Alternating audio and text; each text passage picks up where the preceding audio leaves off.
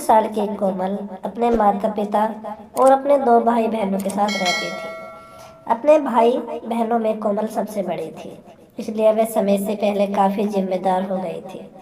उसके पिता की तबीयत हमेशा खराब रहती थी, क्योंकि सिगरेट, पान, गुटखा और तंबाकू खाने के कारण उनकी सेहत लगभग खराब हो चुकी थी। इसलिए वे कोई काम नहीं करते थे। घर की पूरी जिम्मेदारी कोमल और उसकी माँ पर थी। कोमल की माँ घरों में झाड़ू पोछा किया करती थी और शाम को समय रहने पर खाना बनाने के लिए कभी कभी कोमल के साथ सूखी लकड़ियाँ भी तोड़ने जाया करती थी। लेकिन सामान्य दिनों में कोमल माँ के ना रहने पर घर का काम करती थी और शाम को सूखी लकड़ियाँ तोड़ने जाती।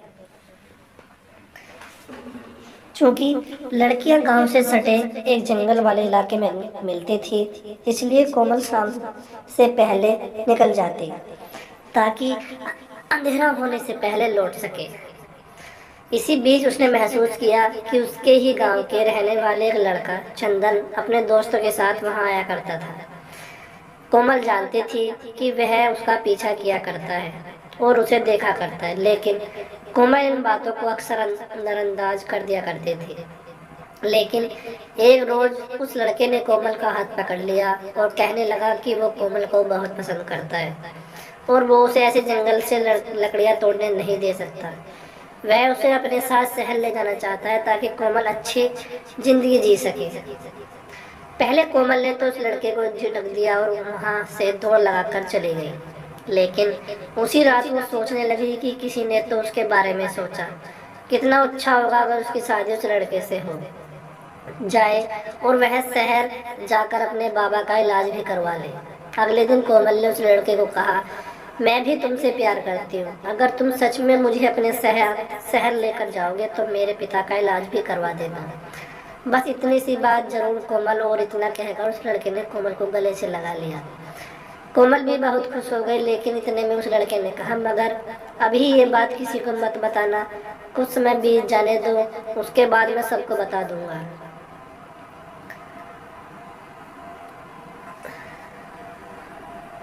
उसके बाद दोनों का मिलना बिल्कुल सामान्य हो गया। धीरे धीरे चंदन और कोमल एक दूसरे के करीब आने लगे और चंदन ने धीरे धीरे कोमल को सेक्स के लिए मना लिया।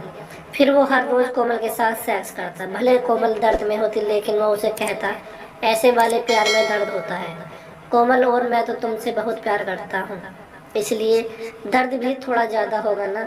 और कोमल चुप हो जाती है। कुछ समय बाद कोमल की तबीयत बिगड़ने लगी और उल्टी और जी मिचलाना जैसा लगने लगा। उसके पीरियड आना रुक गए। इसी बीच उसे पता लगा कि चंदन अब गांव छोड़कर शहर जा चुका है और उसकी शादी भी हो गई है।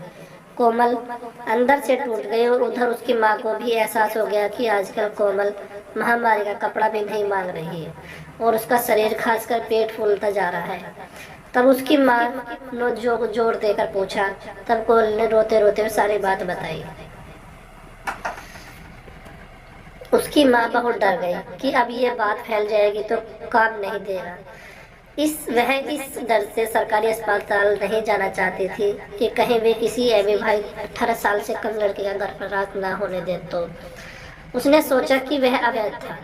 डरी सहमी जो एक प्राइवेट अस्पताल गई और गर्भपात कराने के खर्चे के बारे में पता किया तो कोमल के परिवार के लिए बहुत बड़ा खर्च था। डॉक्टर ने यह कहते हुए अत्यधिक राशि का खर्चा लगाया कि वह विवाहित कम की लड़की का गर्भपात करके उन पर एहसान कर रहा है, क्योंकि इसकी अनुमति नहीं है। उसकी माँ के पास अबॉर्शन कराने के अलावा और कोई चारा नहीं था।